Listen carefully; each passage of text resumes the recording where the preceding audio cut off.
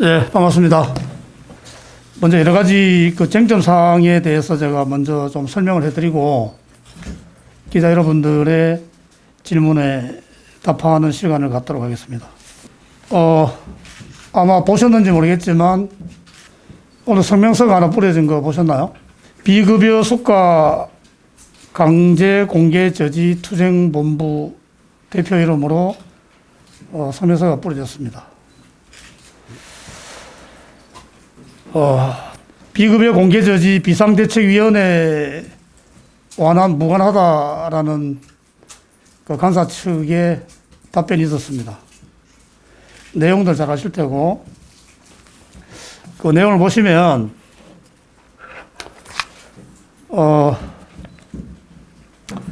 비급여 수가 공개에 대한 그런 내용보다 박태근 협회장을 좀 비난하는 이런 내용이 더 많아서 저희가 뭔가 하는 그런 생각을 좀 들기도 했습니다.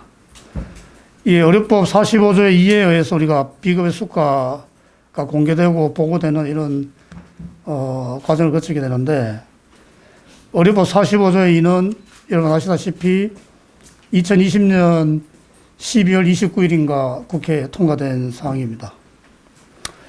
그 투쟁본부의 대표로 계시는 장재환 부회장께서 그 당시에 협회 회무를 하고 계셨고, 그러면 45조 2가 통과되는 그 시점에는 도대체 뭘 하셨는지를 제가 묻지 않을 수가 없는 상황입니다.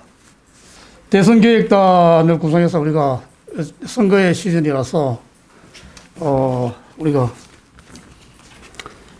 요 대선기획단에서 이런 책자를 내게 되었습니다. 아직 이게 배포가 된 상황은 아니고, 가제안 책입니다.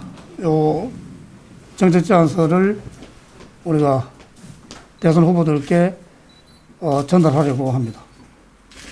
요 정책 제안서 안에도 들어가 있지만은 지금 제가 몇 주 동안 계속 대화 논문하면서 집중하게 된 부분이 국립치의과학연구원 추진, 국립치의학연구원이라고 우리가 귀에 익은 연구원 추진에 대해서 제가 국회의원도 만나고 유관단체에 접촉을 했습니다.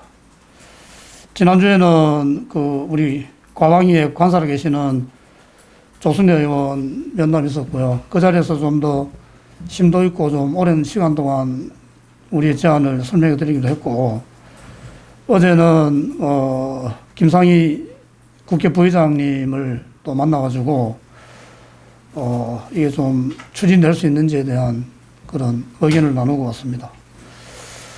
제가 협회장으로서 업무를 시작할 때 국립치의학연구원은 한 90%는 다 이렇게 만들어졌다. 조금만 이게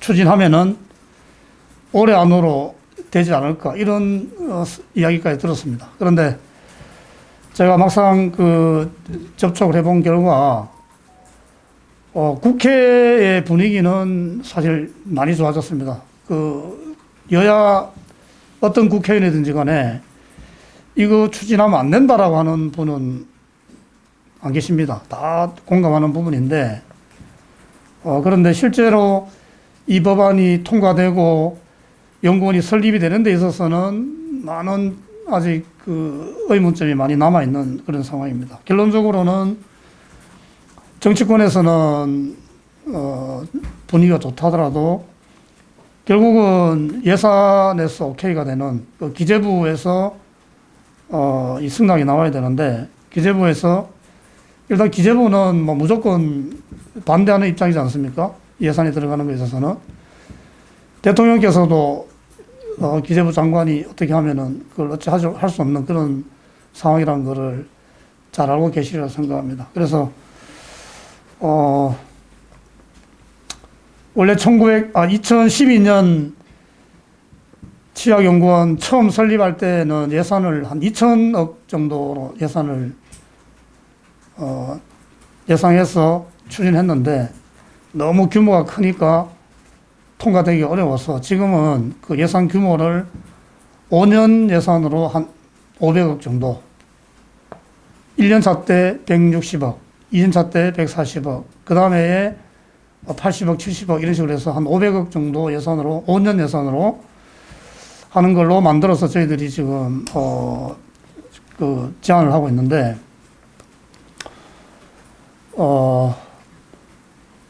전체 예산에 보면은 큰 예산은 아니지만, 또, 정치권에서는 국립 어떤 연구원이나 이런 부분들을 좀 통폐합해야 되지 않느냐. 쓸데없는 예산이 낭비되어서 하는 이런 또 분위기가 있어서 이런 와중에 국립치약연구원을 설립을 하는 이 상황이 좀 순탄하지가 않은 상황입니다. 그래서 제가 좀 더 저도 연구 용역이나 데이터를 좀 가지고 가야 된다고 생각을 하는데, 하여튼 5년 예산에 500억 정도 예산을 들여서 우리가 아웃풋을 할 수 있는 거는 한 5천억에서 1조 원 정도 되지 않을까, 이런 데이터를 좀 만들어서 접촉을 해볼까 생각을 하고 있습니다. 야간에 기재부에서 어떤 연구 용역으로라도 한 2억 정도 예산이 들어가지게 되면 순탄할 거라는 의견을 주신 분들이 많아서 일단은 소요 예산이 좀 진행이 될 수 있도록 하는데 지금 전력을 하고 있다는 말씀을 좀 드립니다. 그 외에 제가 지난번에 6가지 중점 사업에 대해서 말씀드린 바가 있는데, 정관 재개정에 대해서는 지금 저희들이 준비를 하고 있는데 시간이 하루하루가 너무 빨리 지나가는 것 같습니다. 준비를 잘 하고 있다는 말씀을 드리고요. 그리고 구인구직 사이트도 잘 진행을 하고 있습니다. 그런데 이게 다 그냥 하루아침에 큰 성과가 나오는 게 아니라서 잘 지켜봐 주시기를 부탁드립니다. 소위 말하는 붕장어 사건에 대해서 좀 말씀을 드리고자 합니다. 제가 10월 28일 날 최채원 전 총무이사를 만났고요. 11월 1일에는 김홍석 전 부회장님을 만났는데, 우리 지금 민사소송을 하고 있는 건 알고 계시죠? 민사소송은, 소송지에 적시되어 있는 거는 장어 가격이 6만 원이고 부대 비용이 2만 원입니다. 그런데, 이 붕장어 사건의, 가장 논점이 되는 부분은 장어 가격이 과연 6만 원이 적정한가? 라는 부분이 있다고 생각을 합니다. 그러나 저는 이 부분에 대해서는 언급을 하지 않겠습니다. 이거는 뭐 제가 규명할 수 있는 부분도 아니고, 이 결정할 당시에 제가 회무 라인에 있지도 않았기 때문에 이 부분은 제가 거론하지 않겠습니다. 그리고 그 다음에 문제되는 게, 명절 선물을 하는 데 있어서 중간업자가 선정이 된 거가 과연 이게 정당한 것이었는가, 또 비용도 2만 원이 적정한가에 대한 그런 문제가 있다고 생각을 합니다. 그래서 제가 10월 28일 날 최채원 전 총무님을 만나서, 물론 저도 지금도 이 붕장어 사건의 어떤 전말을 다 알지 못합니다. 과연 아까 제가 말씀드린 것처럼 이 6만 원이 적정한가, 또 이 부대 비용에 대해서도 이게 적정한가에 대한 이거에 대해서 확실한 어떤 내용을 잘 파악을 할 시간도 없을 뿐더러 아까 말씀드린 것처럼 이걸 파악하고 싶지도 않은 상황이기도 합니다. 그러나 여러 가지 선물의 종류들이 많이 있음에도 불구하고 그 당시에 총무이사로 계셨던 우리 최채원 총무님께서 특별히 이렇게 논란의 여지가 있을 수 있는 이 선물을 선정한 거에 대해서는 총무님께서 책임지셔야 되는 거 아닌가. 우리 속담에 배밭에서 갓근 매지 마라고 했다고. 그래서 그런 부분에 있어서 어떤 도덕적인 그런 책임을 져야 되지 않느냐. 왜냐하면 이 보궐선거를 치르게 된 어떤 이런 원인까지도 어떻게 보면은 이것과 연관이 없다고 말할 수 없는 상황이기 때문에 그래서 최초 총무님께 그런 모습을 보이는 측면에서 총무님께서 1,000만 원에 대한 변제를 하든지 아니면은 그 염 대표님하고 최 전 총무님하고 절친 관계라고 하더라고요, 제 앞에서도. 그래서 소송을 취하든지 해서 총무님께서 안고 가는 모습을 보이면 그것이 가장 총무님의 명예가 회복되는 것이 아닌가라고 나는 생각한다라고 제가 제안을 드렸죠. 최 총무님은 저한테 제안하기를 지금 1,000만 원에 대한 그 소송이 진행 중이니 1,000만 원을 협회 회비로 변제하고 그냥 빨리 없던 일로 넘어가자라는 제안을 저한테 했습니다. 그래서 저는 아까 말씀드린 그런 제안을 해드렸고 그러면서 최 총무님이 제안한 거에 대해서 이게 1,000만 원 변제하는 거에 대해서는 저도 협회장으로서가 아니라 회원의 한 사람으로서 원 명절 선물이 6만 원인데 부대 비용이 2만 원이라고 하면 원 선물비의 3분의 1 가격이 부대 비용이 되는 겁니다. 그래서 회원의 한 사람 입장에서 선물비의 3분의 1이 부대 비용으로 들어간다라고 하는 거는 회원의 한 사람으로서 납득하기가 좀 힘들다. 그래서 제가 협회비로 그걸 1,000만 원을 변제를 하고자 할 때는 회원들에게 설득할 수 있는 명분이 있어야 되는데 그거는 명분이 없는 걸로 생각이 든다 라고 말씀을 드렸고 그래서 저는 총무님께서 1,000만 원을 변제하거나 소송을 취하거나 해서 또 기자회견해서 이 모든 거를 이런 선정을 한 거에 대한 책임이 있으니 총무님이 안고 가는 모습으로 가는 거가 총무님의 명예를 오히려 더 회복하는 방법이라는 것을 제가 이제 전달드렸는데 아마 그게 거의 거절된 걸로 제가 알고 있고요. 11월 1일 날은 김홍석 부회장, 전 부회장님과 만나서 김홍석 부회장님의 의견은 이 문제에 대한 진실을 덮고 간다라고 한다면 회무에 있어서 이런 나쁜 전례가 또 생기기 때문에 본인은 이 사건에 대해서는 꼭 밝힐 거는 밝혀야 되겠다라고 말씀을 하셨습니다. 그래서 제가 사실은 11월 한 20일 전으로 이 소송에 대한 피고인 변경, 지금 피고인이 이상훈 전 협회장으로 되어 있어서 이 원고 측 변호사 쪽에서 피고인이 달라졌기 때문에 여기에 대한 그 변경 요청이 들어오는 상황입니다. 그래서 제가 우리 상권 변호사님께 여쭤보니까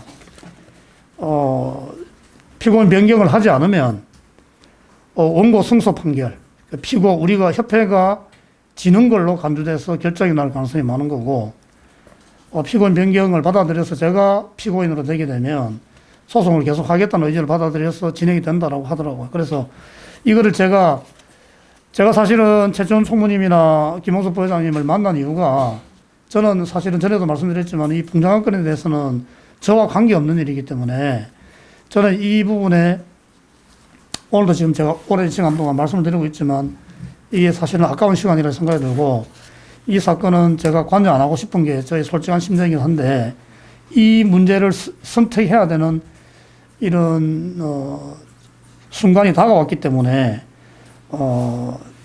만나기도 하고 오늘 이렇게 기자 여러분들께 말씀을 드리는 것이기도 합니다.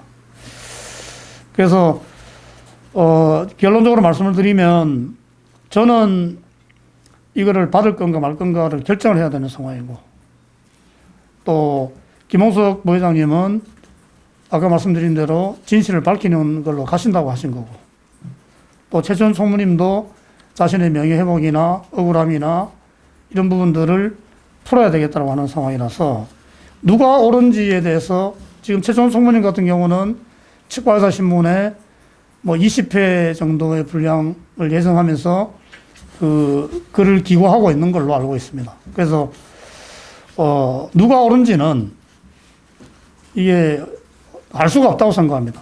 그래서 신문이나 기자회견이나 이런 걸로 누가 옳다 그러다라고 다투는 거는 그 의미가 없다고 생각을 합니다. 그래서 저는 제가 할 수 있는 일, 그래서 이거 피고인 변경 요청을 받아들일 건가 안 받아들일 건가를 결정을 하고 받아들여지면 거기에 따라서 재판으로 가는 걸로 진행하는 걸 보고 또 재판 결과에 따라서 그 다음에 어떻게 할 건가를 결정할 것이고, 이 문제에 대해서 앞으로는 뭐 이렇게 기자 여러분들 앞에서 거론하거나 뭐 제 입장을 나타내는 이런 일은 가능하면 하지 않는다는 말씀을 드립니다. 지난번 우리 정기사회 때 제가 이 그 공장 사건에 대해서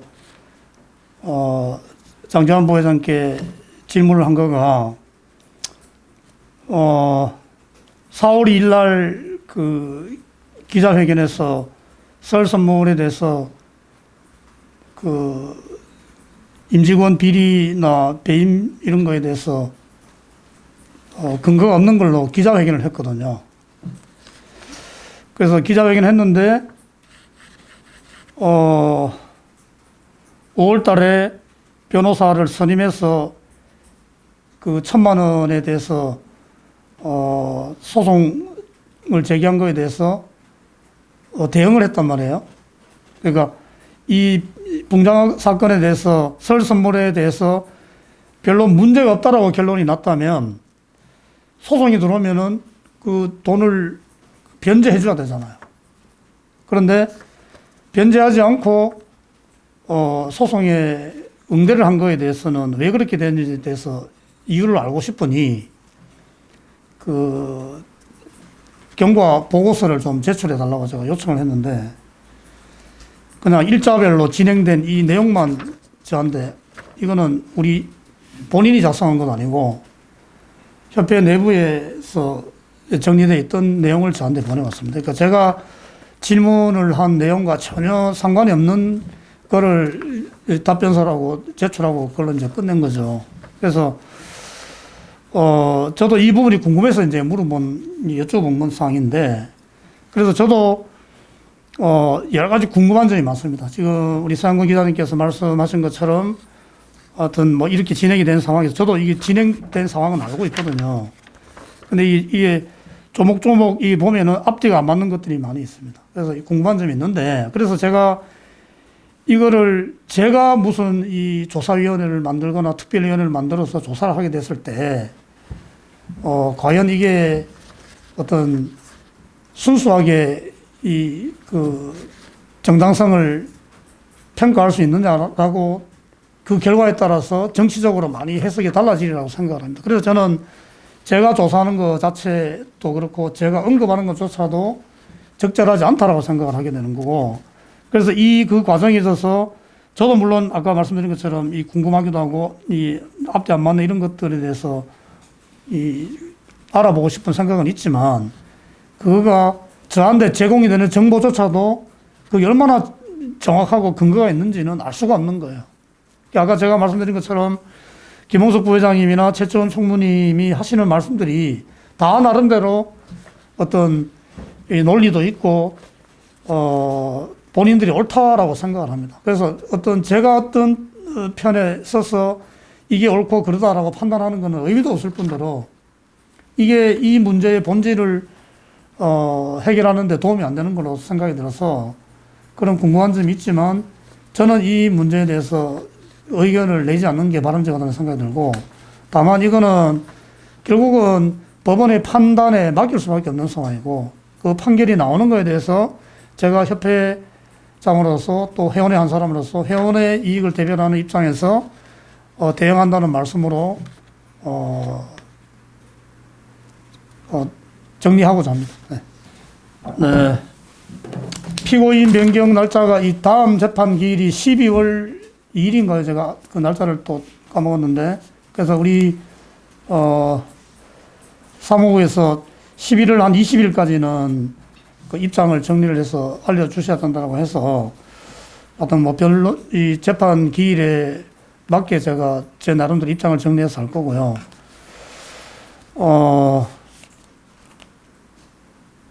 피고인 변경은 뭐 의견을 들어보고 한다 하지만은 안 할 경우에는 1,000만 원을 변제해야 되는 의사로 간주된다 하기 때문에 이 부분에 대해서는 아마 하는 게 맞다고 저는 지금 나름대로 판단을 하고 있습니다.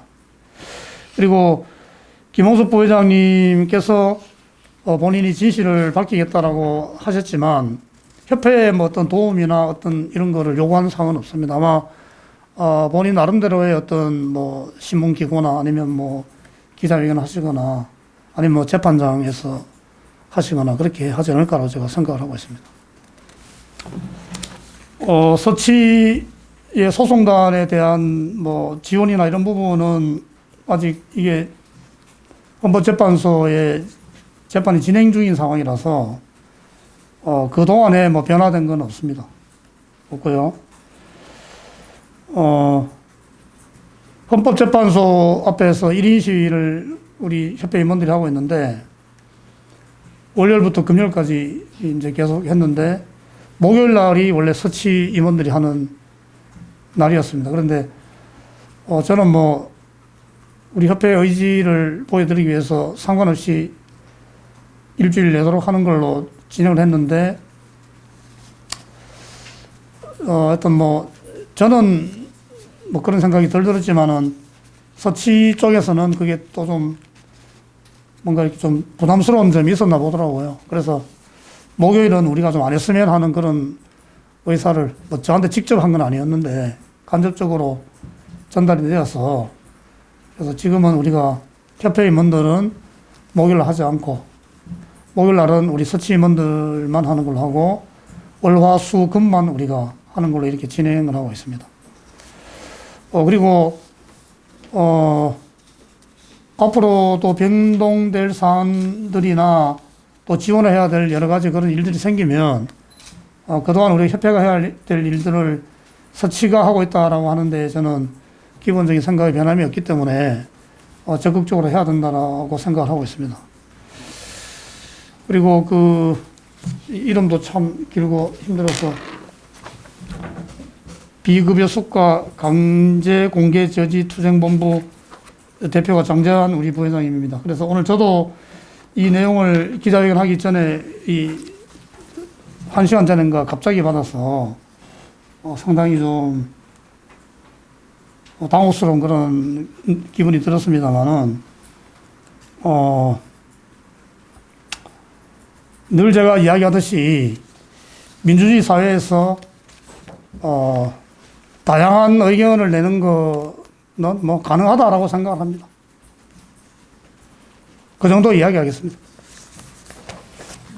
네, 여러 가지 다른 이 루트를 통해서 변호사 선임 과정에 있어서의 문제점, 말하자면은 우리 상급 변호사가 있는데도 불구하고 비용을 들여서 500만 원이라는 비용을 들여서 변호사를 선임행 이런 부분들 이런 거에 대한 또 변호사비를 지출했을 때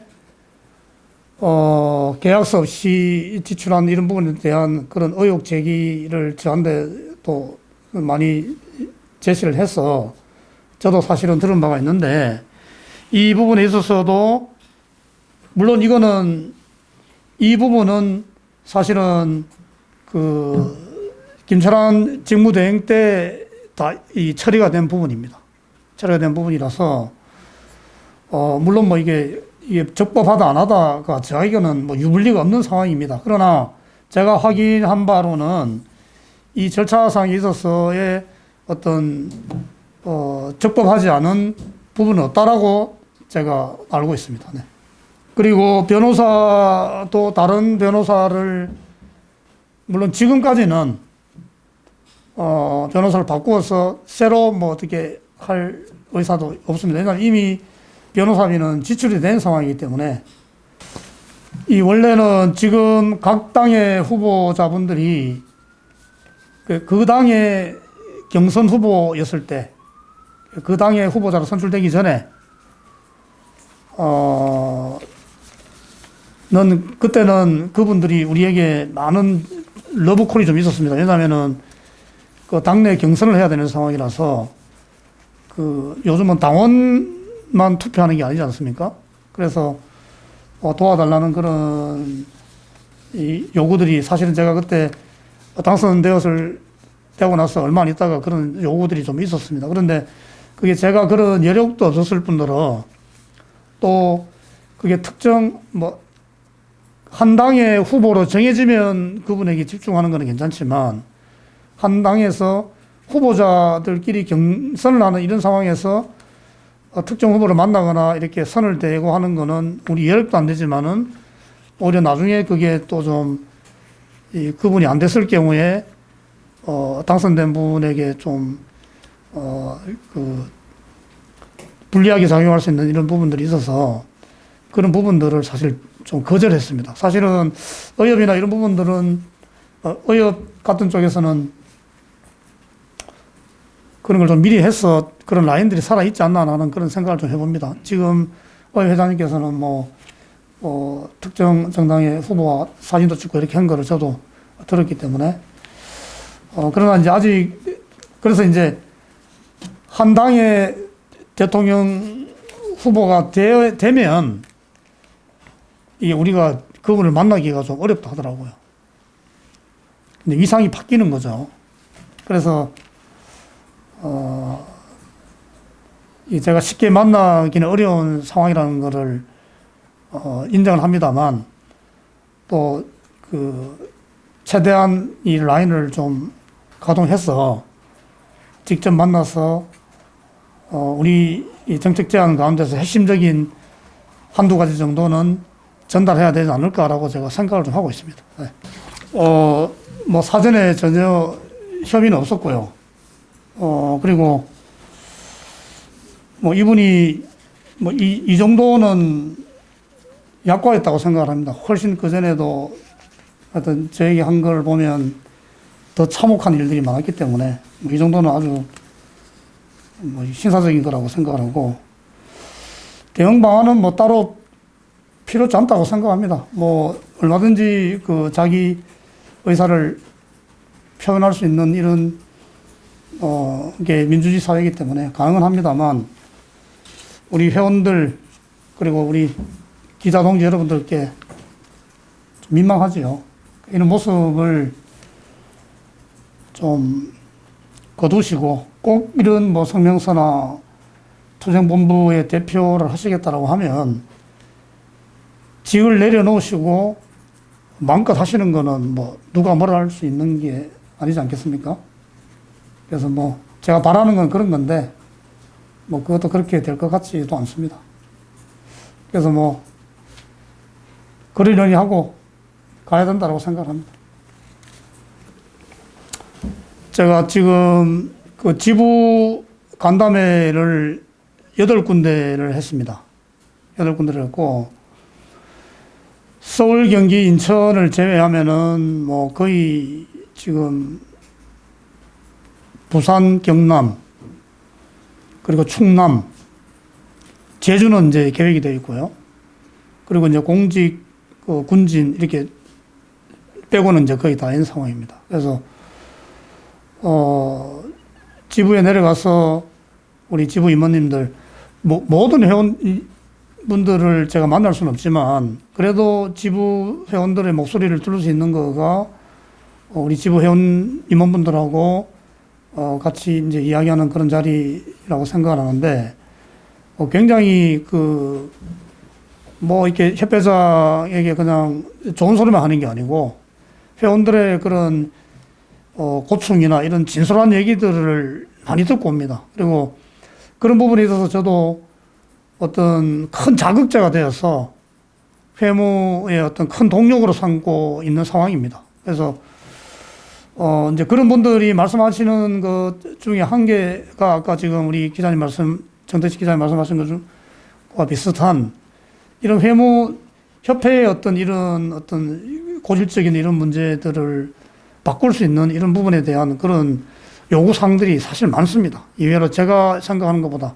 관심이 없는 것처럼 보이지만 거기에 대한 열망들이 사실 많습니다. 제발 그 협회에 계시는 분들이 싸우는 모습 이런 거 하지 말고 뭐 누가 옳고 그런 거 이런 부분들은 일반 회원들은 관심이 없는 거예요.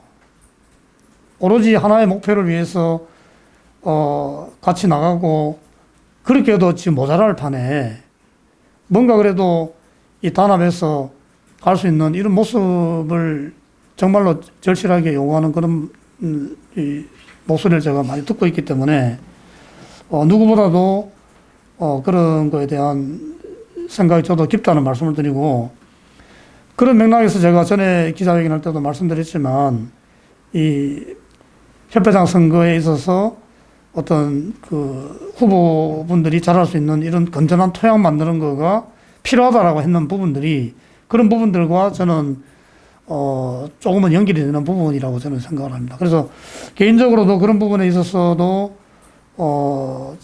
노력을 해야 된다고 생각을 하고 있고요. 지금 우리 예를 들면은 우리 임원분들 중에서 지금 두 분이 모임소 이사고 한 분이 업무 분장에서 제외된 부회장이 한 분 계십니다. 그래서 보직을 받지 못한 그 두 분에 대해서도 제가 지난주에 우리 사무국에 연락을 해서 내가 좀 만나서 이야기를 좀 하는 시간을 가져야 되겠다 해서 제가 연락을 드렸습니다. 연락을 드렸는데 한 분은 이번 주에 시간이 안 된다 해서 지금 이번 주에는 지금 저는 이제 다음 주가 정기사회니까 정기사회 하기 전에 한번 만나서 좀 이야기를 해볼까 해서 이제 그렇게 연락을 드리라 했는데 한 분은 뭐 진료 시간이나 이런 것 때문에 이번 주 시간이 안 난다라는 제가 답변을 받았고 한 분은 아예 전화나 이런 뭐 메시지를 넣어도 아예 뭐 이렇게 답변이 없는 이런 상황이었는데 오늘 저한테 연락이 와서 진료 시간 때문에 시간이 안 난다라는 답변을 얻었습니다. 그래서 제가 물론 뭐 그렇기 때문에 내가 할 도리는 다 있고 이제 모르겠다 이렇게 말씀을 드리고자 하는 게 아니고요. 앞으로도 끊임없이 그분들 전에도 제가 그런 말씀 드린 적 기억나실지 모르겠지만은 무임소 이사를 정하게 된 거는 제가 정한 게 아니고 그분들 스스로가 정했다고 저는 생각을 합니다. 그래서 늘 저의 어떤 사정권 안에 두면서 회원을 위해서 일할 준비가 되어 있는지를 제가 점검을 할 겁니다. 그래서 권한을 주었을 때 이 권한이란 거를 칼자루로 비유를 하자면 이 칼자루로 회원을 위해서 휘두를 수 있는 자세가 되어 있다라고 생각이 들면 칼자루 권한을 드려야 되는 거죠. 그런데 이 칼자루를 주면 회원에게 칼질을 해야 되겠다라고 하면 그거는 칼자루를 줄 수 없다고 저는 생각합니다.